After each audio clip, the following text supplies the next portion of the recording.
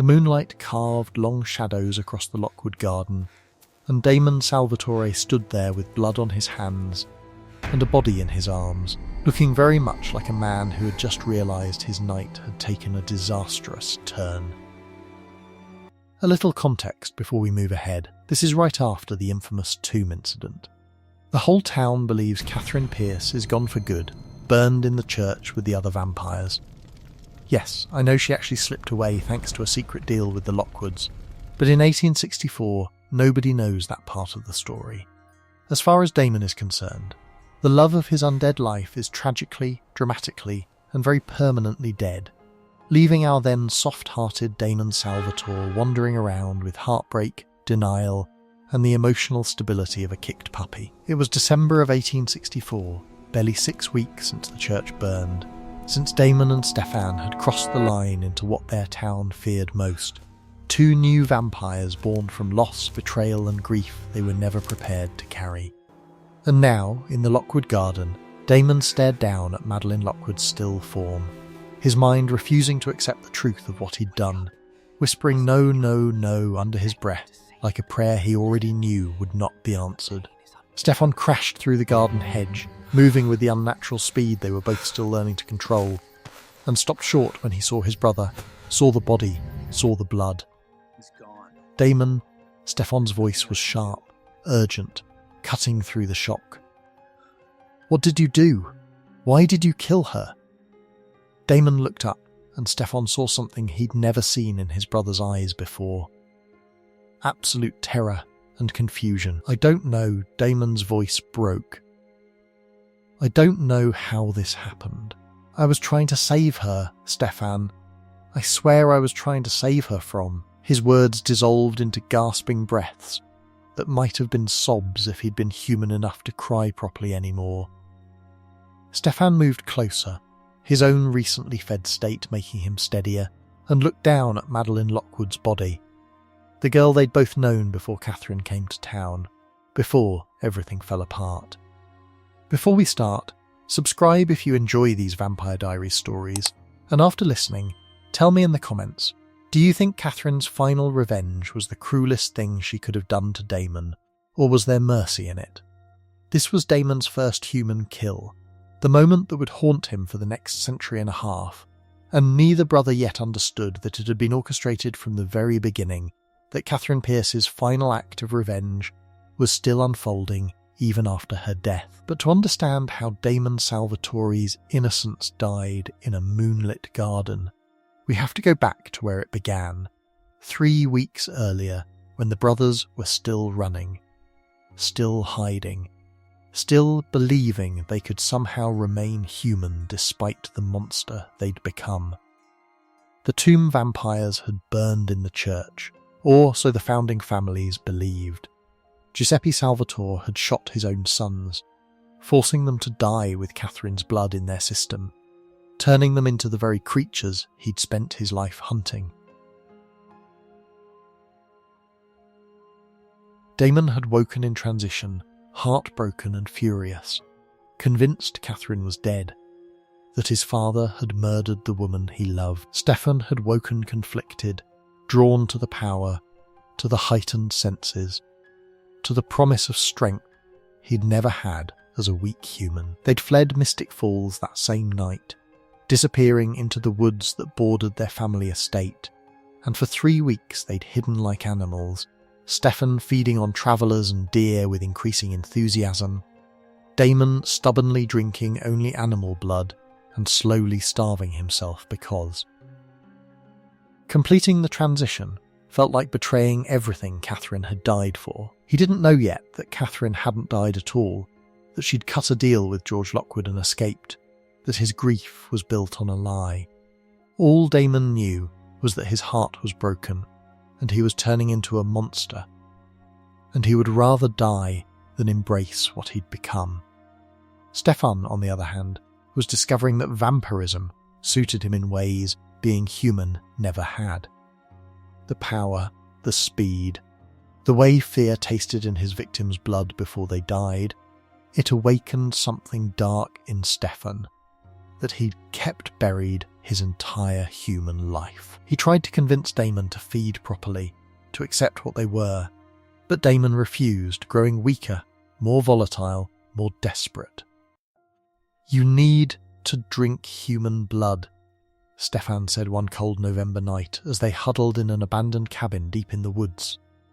"Animal blood isn't enough. You're starving yourself." Damon's eyes flashed with anger and pain.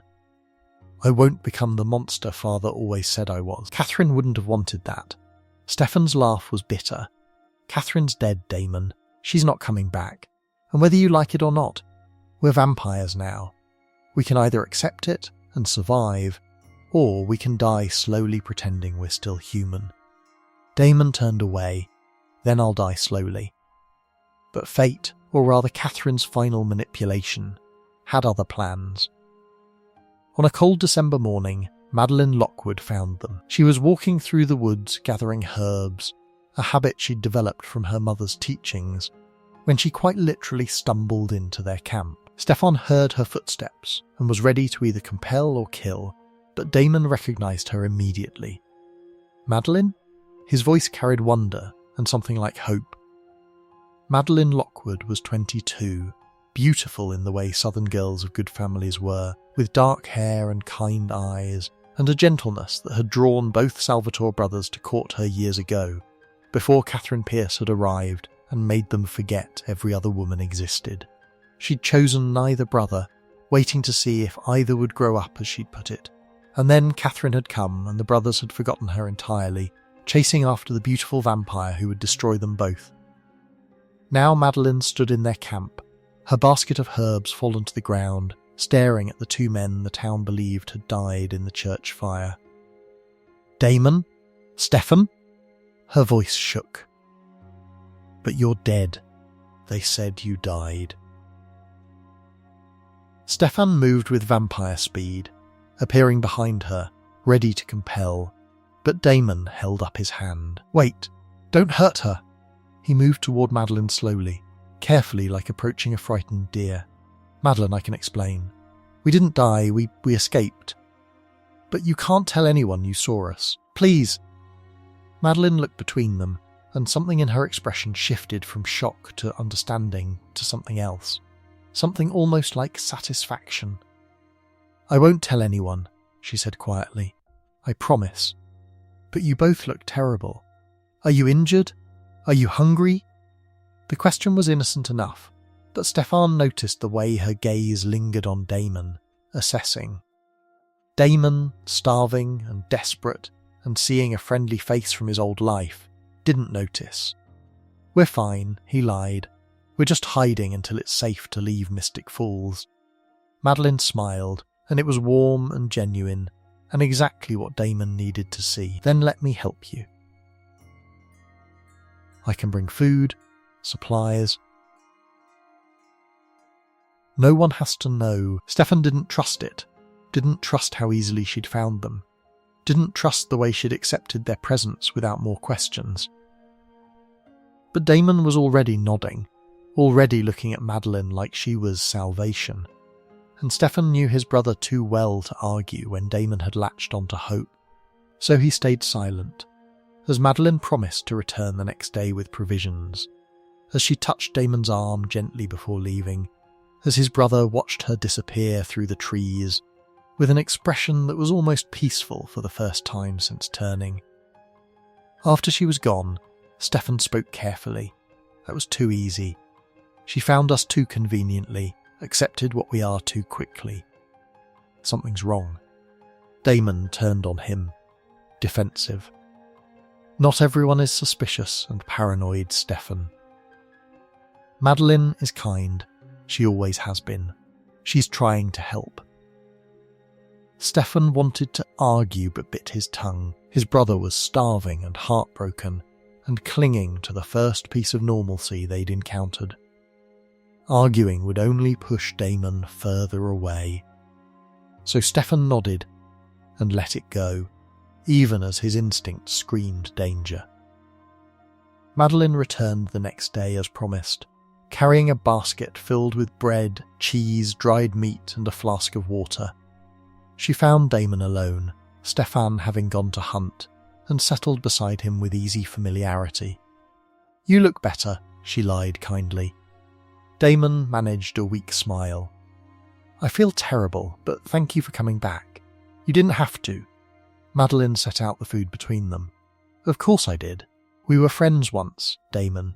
Before, she trailed off meaningfully. Before Catherine, she didn't need to say it. Damon's expression darkened. "Catherine's dead. She burned in that church with the other vampires." Madeline's hand found his, squeezing gently. "I know. I'm sorry. I know you cared for her." Cared for her felt like the understatement of the century. But Damon just nodded, not trusting himself to speak about Catherine without breaking completely. Madeline watched him with those kind eyes and asked the question that would change everything. "What happened to you and Stefan? Everyone thinks you died in the church fire, but clearly you didn't. Where have you been?" Damon hesitated, weighing how much truth to tell. But something about Madeline's gentle presence made him want to confess, to unburden himself to someone who knew him before he became this creature. "We were shot by our father. He thought we were defending the vampires. We died. But we didn't stay dead because..." He stopped, unsure how to explain. Madeline's expression showed understanding that shouldn't have been there. "Because you had vampire blood in your system. Catherine's blood." Damon stared at her, shocked. "How do you know that?" Madeline's smile was sad. "My family has history with the supernatural, Damon. The Lockwoods know more than we let on. I know what you and Stefan have become."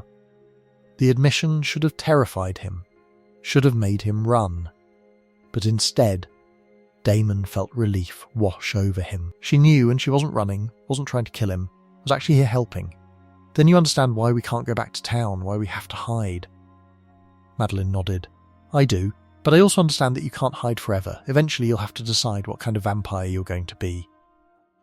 They talked for hours, Madeline asking questions about vampire nature that seemed innocent enough. Damon answering because it felt good to talk to someone who wasn't Stefan, who wasn't pushing him to embrace the darkness. When Stefan returned, he found them sitting close, Damon looking more animated than he had in weeks. Something about the scene made Stefan's instincts flare with warning, but again he said nothing. Madeline visited 3 more times over the next week, always finding them easily despite them moving their camp, always bringing supplies, always spending more time with Damon than with Stefan. On her 4th visit, she brought news. "People in town are dying," she said, her voice troubled. "Travellers found drained on the roads, a maid at the Lockwood estate killed in her bed, my cousin Thomas found torn apart in the stable." She looked at Stefan with barely concealed suspicion. "Is this you?" Stefan's expression was carefully neutral. "I've been feeding, yes.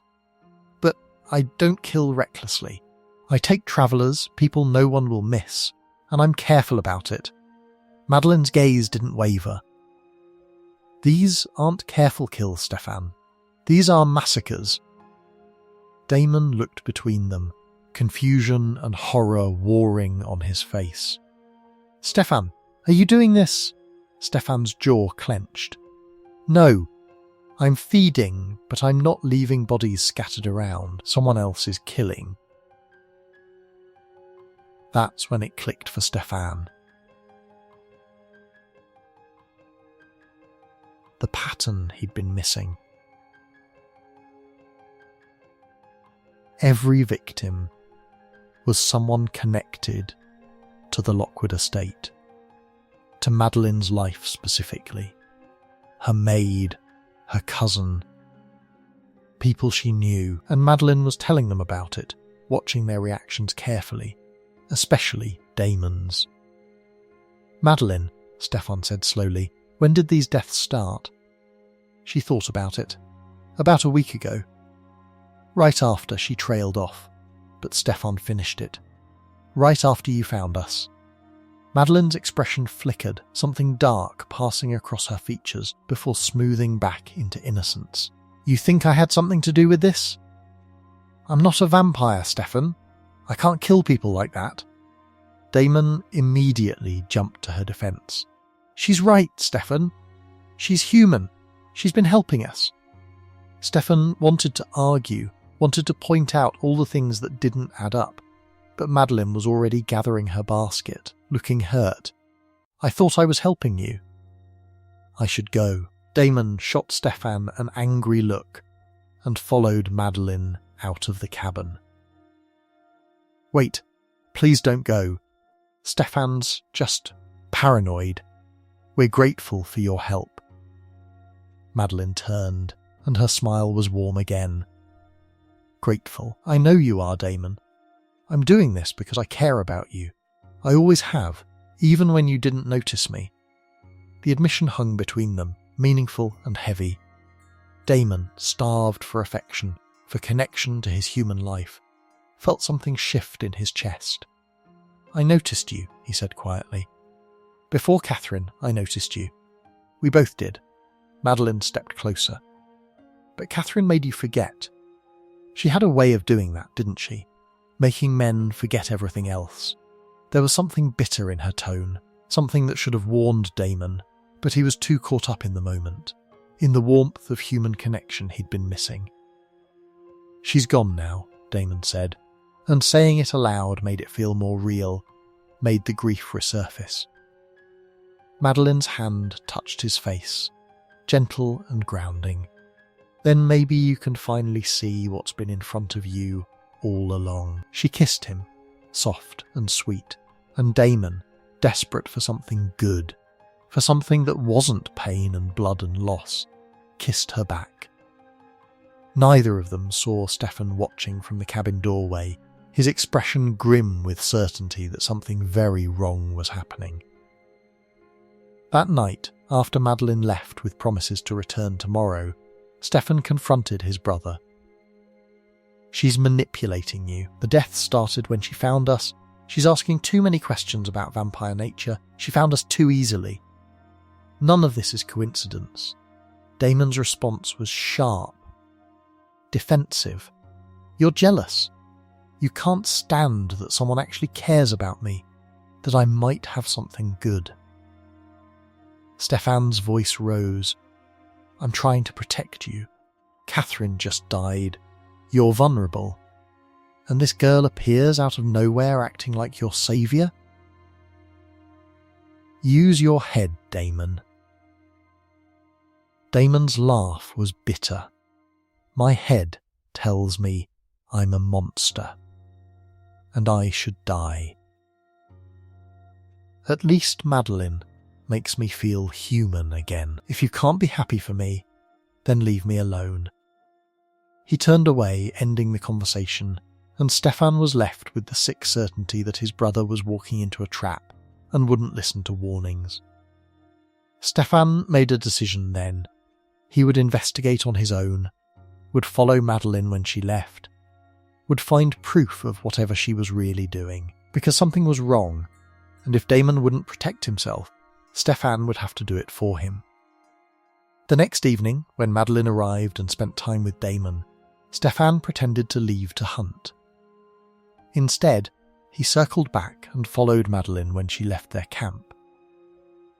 She walked through the woods with purpose, not the uncertain steps of someone navigating unfamiliar territory, but the confident stride of someone who knew exactly where she was going. Stefan followed her to the edge of Lockwood property, to a small cemetery where the family buried their dead. Madeline stopped at a fresh grave, the headstone reading Margaret Lockwood, 1840-1862, beloved sister. Stefan watched as Madeline knelt at the grave and spoke to it. Soon, Madeline said, her voice different, harder, lacking the gentle warmth she showed Damon. Soon he'll be ready. The innocent Salvatore will take his first life, and your compulsion will be complete. Catherine's orders will be fulfilled. Stefan's blood ran cold. He moved silently closer, trying to hear more. I know you're suffering, Madeline continued. I know the compulsion burns every moment you resist. But you can't resist, can you? Catherine made sure of that. So we finish it.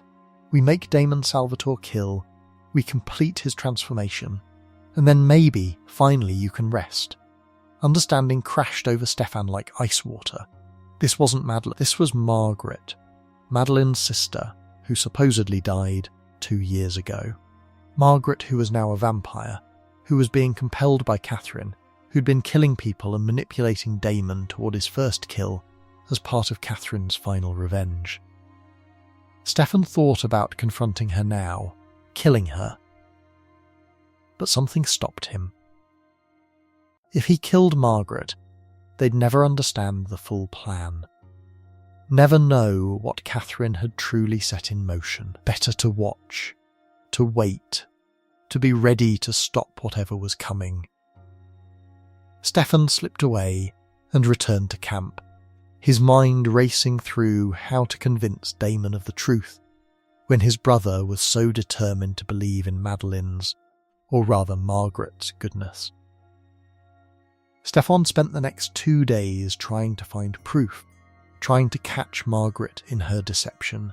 He followed her, watched her, and witnessed her killing another Lockwood servant in the woods with brutal efficiency. She drained the woman completely and arranged the body to look like Stefan's work, messy and violent.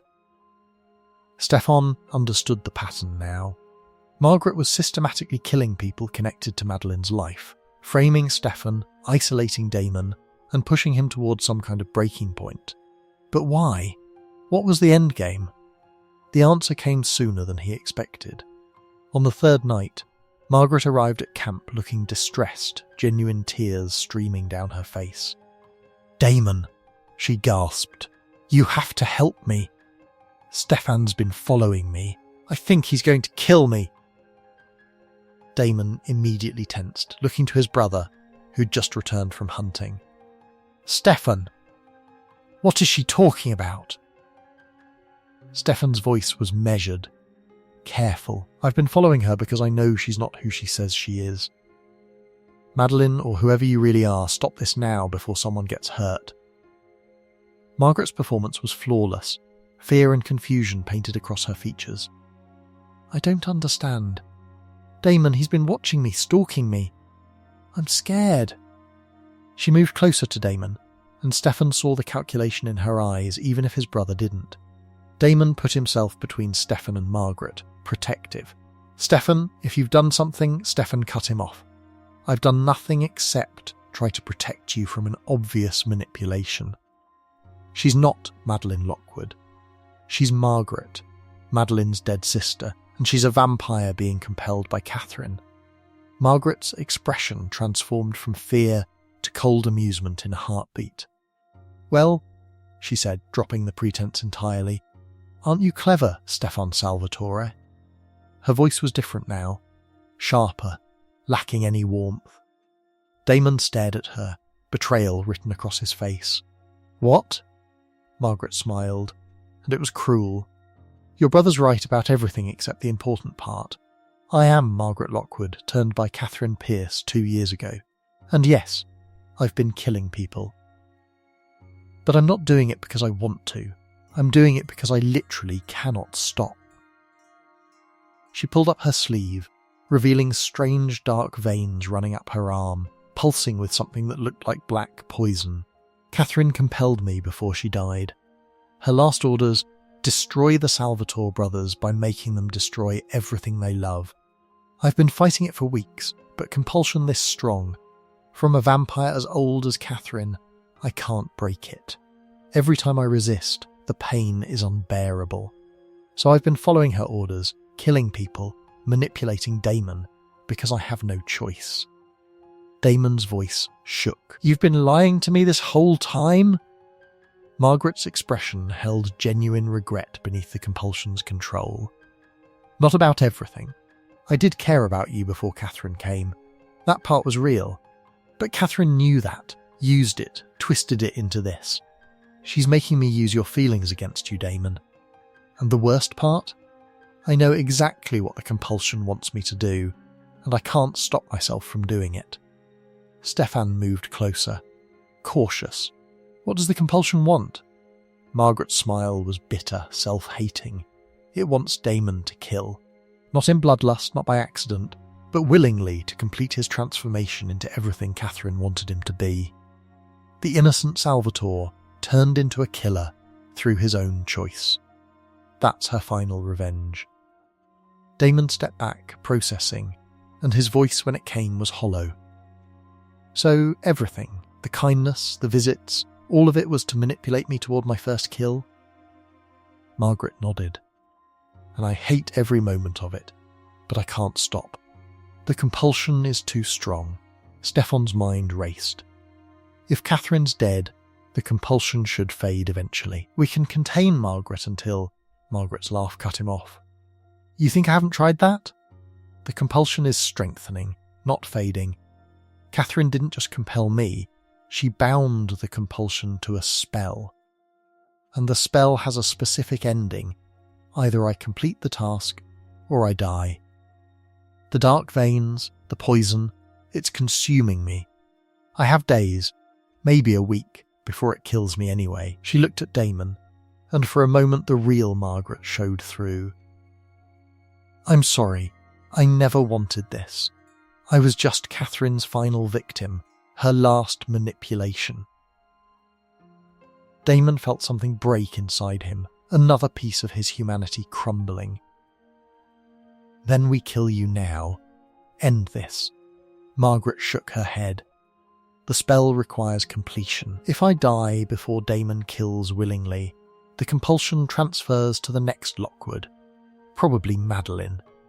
The real Madeline. She'll be forced to finish what I started.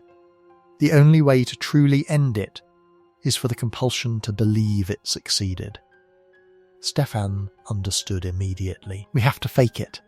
Make the compulsion think Damon killed someone. Margaret's expression was doubtful.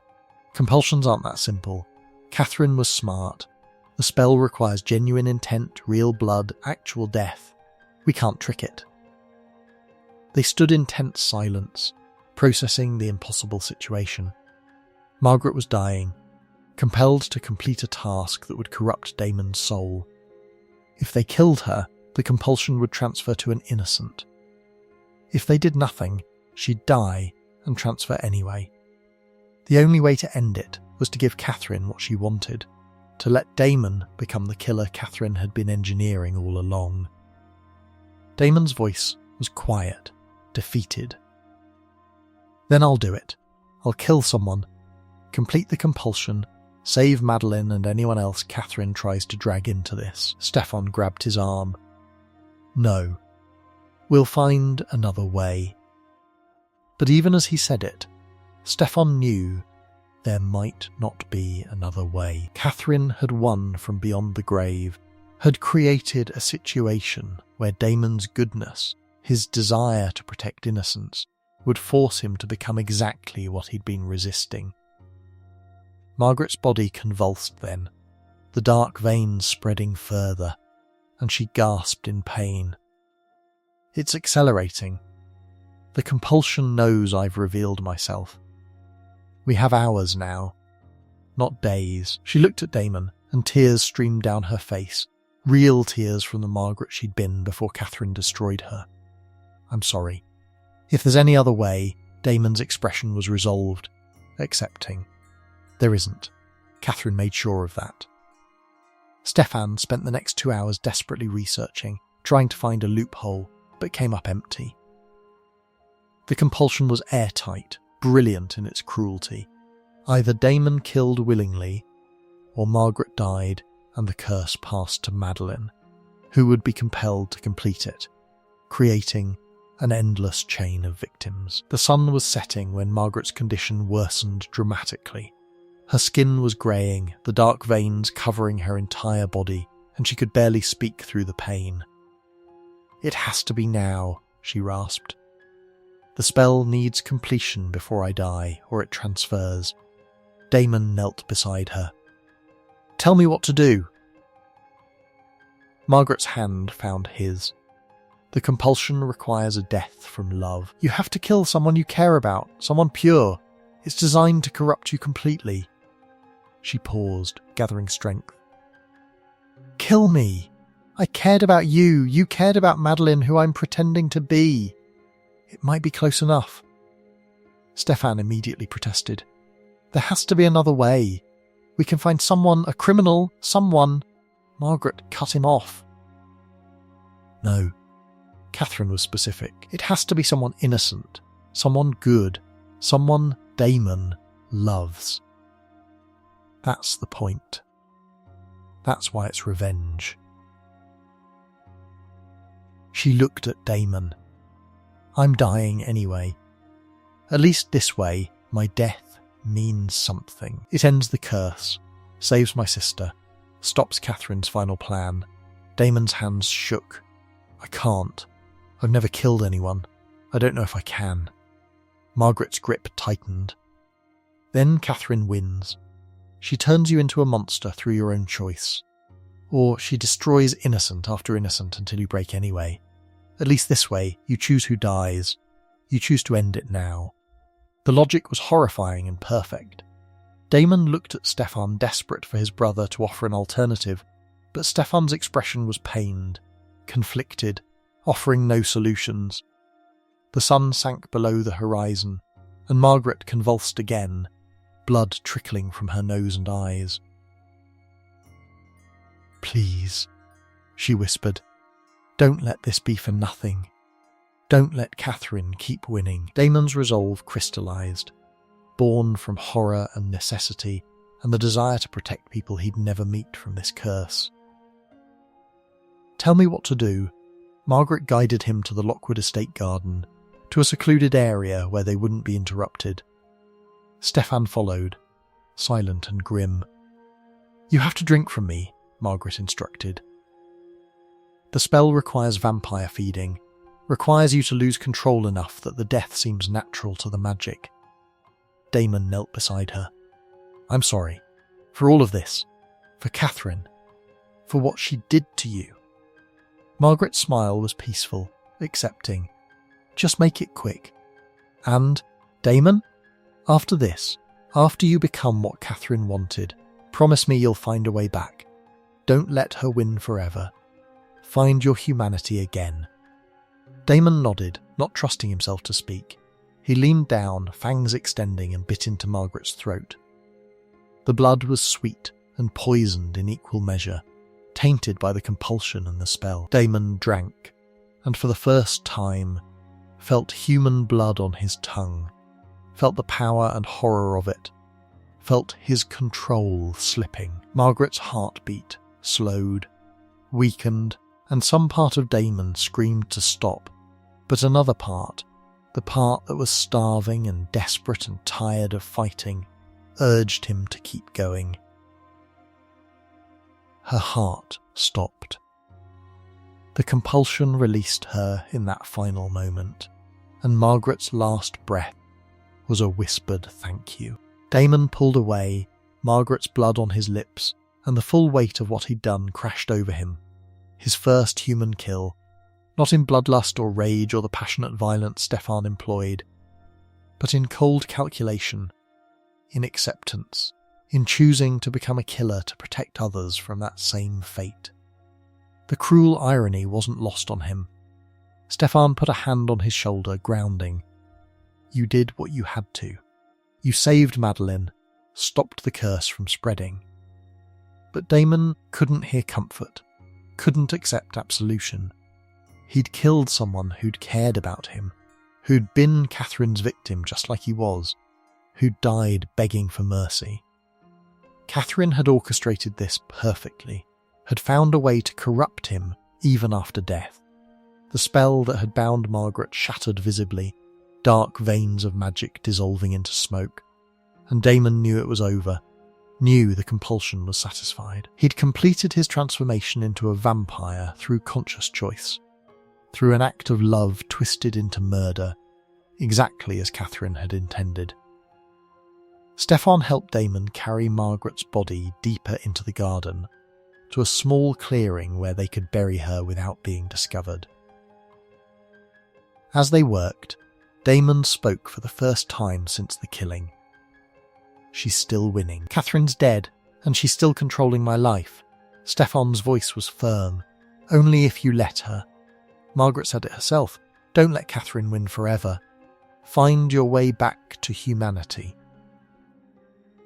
Damon's laugh was hollow. "How?" "I just killed someone, Stefan. I'm exactly the monster Father always said I would be." Stefan gripped his brother's shoulders, forcing eye contact. "You killed Margaret to save dozens of others from being forced into the same situation. That's not monstrous. That's sacrificial.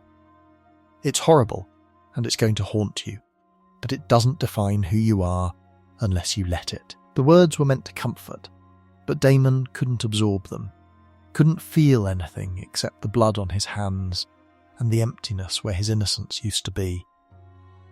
They finished burying Margaret as dawn approached, marking the grave with stones that would eventually be forgotten. As they turned to leave, Damon noticed something. A piece of paper tucked into Margaret's bodice. Something they'd missed. He pulled it out carefully, unfolding parchment that revealed Catherine's handwriting. The letter was addressed to him. "My dearest Damon, if you're reading this, then my final gift has been delivered. You called me heartless, said I couldn't love, that I was incapable of caring beyond my own survival. So I wanted to prove you right. I've arranged a situation where your love, your goodness, your desperate desire to protect innocence will force you to become exactly what you fear. By the time you read this, you will have killed someone you cared about, someone innocent, someone who didn't deserve to die. You will have become the monster, not through my direct hand, but through your own choices. That's the beauty of it, Damon. I didn't make you a killer. You made yourself one, trying to be good. Remember this moment. Remember that your humanity, your compassion, your love, these are the things that destroyed you. And know that wherever I am, dead or alive, I'm smiling, because I won. With love, Catherine."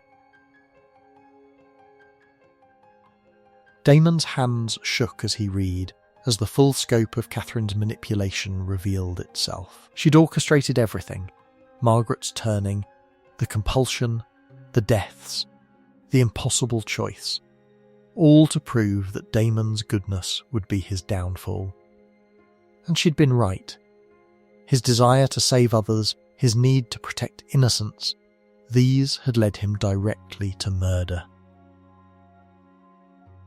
Stefan read over his shoulder and felt rage and helplessness war in his chest. "She's insane. This proves she was never worth loving." Damon crumpled the letter. "Or it proves I was never worth her love. She saw exactly what I would become." Stefan grabbed his brother's face, forcing him to listen. "No, she created what you became. There's a difference. Catherine spent months manipulating you, then engineered this situation to break you. This doesn't reflect who you are, Damon. This reflects who she was, vindictive and cruel even in death." But Damon couldn't hear it, couldn't accept comfort when Catherine's words echoed in his mind, when Margaret's blood still stained his hands, when the weight of his first kill sat heavy in his chest like a stone he'd carry forever. They returned to their camp in silence, and Damon moved mechanically, gathering their few belongings. "We need to leave Mystic Falls," he said, voice empty. "Nothing good will ever happen here." Stefan nodded, understanding. Mystic Falls was poisoned for them now, filled with ghosts and grief and Catherine's lingering manipulation. They would leave, disappear into the world, and try to build new lives far from the town that had destroyed them. But first, they had one final task. They went to the Lockwood estate under cover of darkness, and Damon left a note for Madeline, the real Madeline who would wake tomorrow to discover her sister's body missing from its grave. The note explained nothing and everything, Your sister died saving me from Catherine's final revenge. She was braver than anyone I've ever known. I'm sorry I couldn't save her. I'm sorry for everything. Damon." He left it on her windowsill, and then the brothers fled into the night, leaving behind the only home they'd ever known, leaving behind their father's estate and the founding families and the town that had tried to kill them. They travelled west, avoiding populated areas, surviving on animal blood and stolen supplies, and the growing distance between who they'd been and who they were becoming.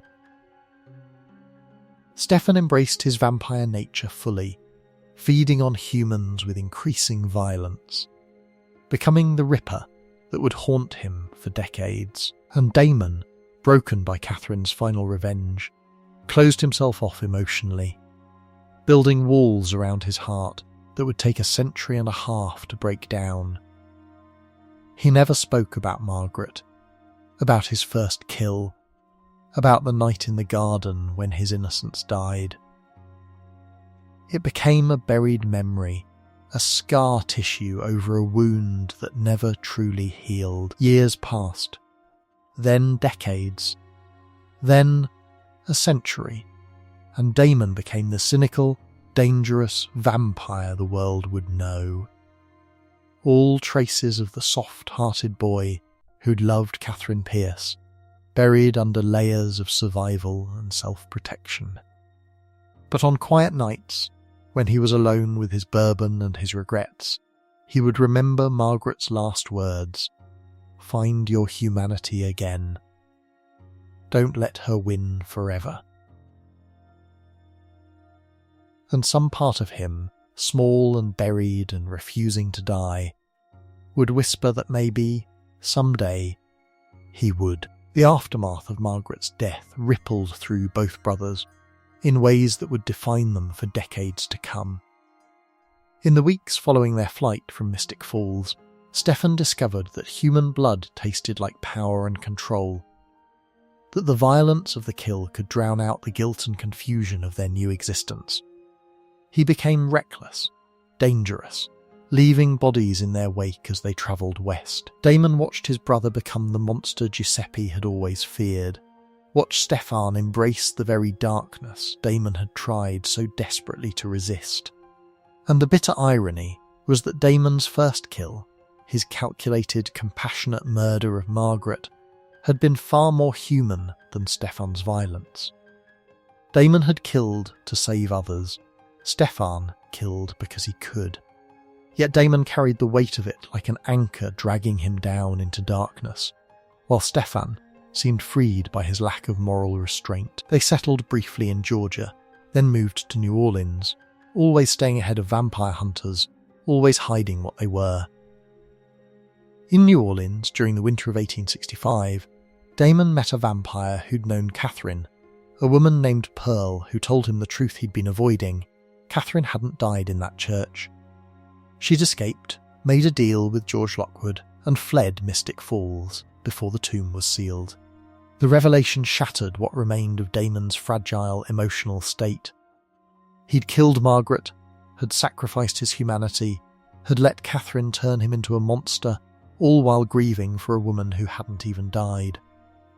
Catherine had orchestrated her own death, had set up the tomb vampire situation knowing exactly how it would play out, had compelled Margaret to destroy the Salvatores, all while very much alive and free. The betrayal was so profound, so complete, that something fundamental broke inside Damon. If Catherine was alive, then everything he'd suffered was meaningless.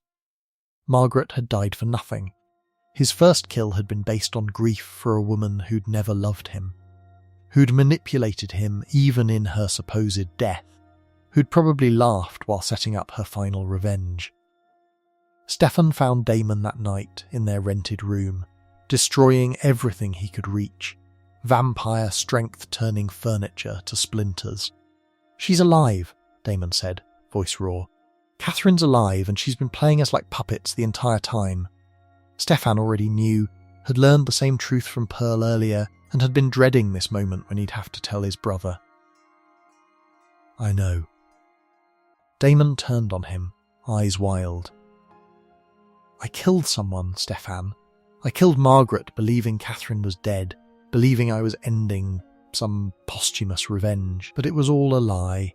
Catherine watched me become a monster, and she's somewhere out there enjoying it." Stefan's voice was careful. "Then we find her. We make her pay for what she did." But Damon shook his head. "No, that's what she wants. She wants us consumed by revenge. Wants us chasing her forever. I won't give her that satisfaction." He sank to the floor among the wreckage. "I'm done with Catherine Pierce. She doesn't get any more of my life, any more of my soul. I already gave her everything, including the part of me that was good." Stefan sat beside his brother. "Then what do we do?" Damon's expression when he looked up was empty, cold. "We survive. We become what we need to be to make it through the decades. And we forget we were ever human boys who believed in love." That conversation marked a turning point. Damon shut down emotionally, building walls that would last over a century. He became the careless, dangerous vampire who didn't care about consequences, who used people and discarded them, who hid his pain behind sarcasm and violence. Stefan descended deeper into his Ripper phase, his kills becoming more brutal as he lost himself to bloodlust. The brothers who'd once been close became distant, their relationship strained by mutual pain and radically different coping mechanisms. They would separate and reunite dozens of times over the coming decades, unable to fully break their fraternal bond, but unable to stand being together for long.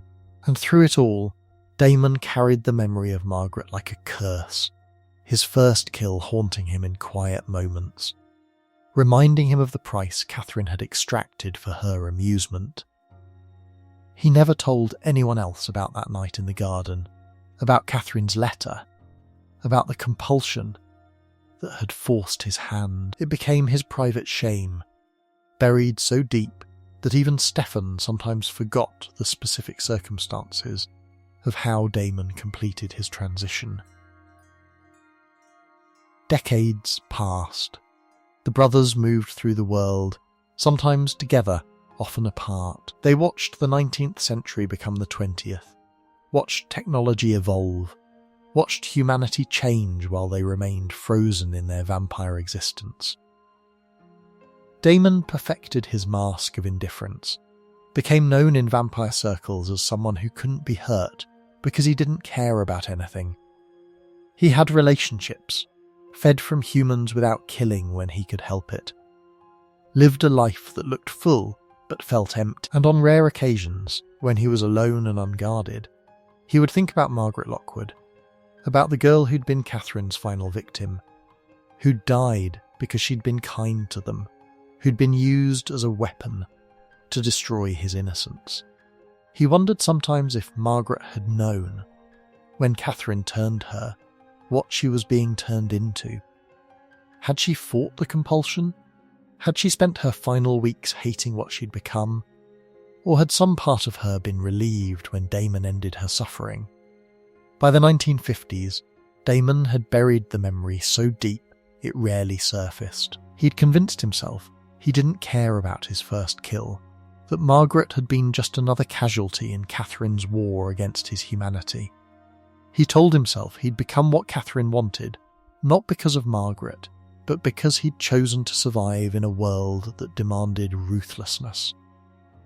The lie worked most of the time, helped him function, helped him exist in the decades-long night of vampire immortality. But the truth, the part he never acknowledged even to himself, was that Margaret's death had changed him fundamentally. Every relationship he had afterward was shadowed by the knowledge that loving him, caring for him, being close to him, these things led to destruction. Catherine had proven it, had engineered a situation where Damon's love was literally fatal, and some wounded part of Damon believed it, believed he was poison to anyone who cared about him, believed that isolation was kindness, because at least alone he couldn't destroy anyone else. It wasn't until 2009, when he returned to Mystic Falls after 145 years and met Elena Gilbert, that those walls would begin to crack. When he would start to believe that maybe, possibly, he could be more than what Catherine had made him. When someone would look at him with Catherine's face but Elena's heart, and see past the monster to the person underneath. But that would come later, after decades more of darkness, after accumulating centuries of kills and regrets and cynical survival.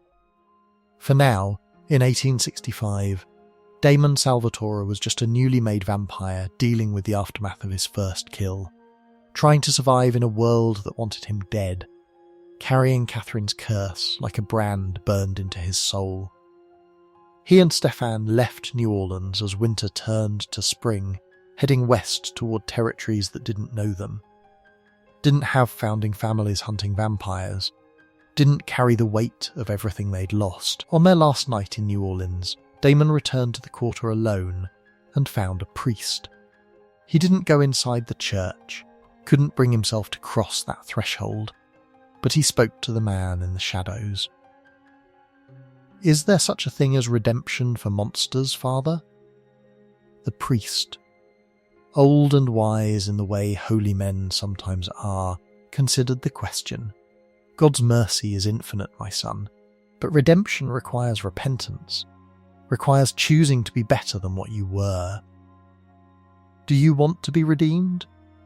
Damon thought about Margaret, about Catherine, about the blood on his hands that would never wash clean.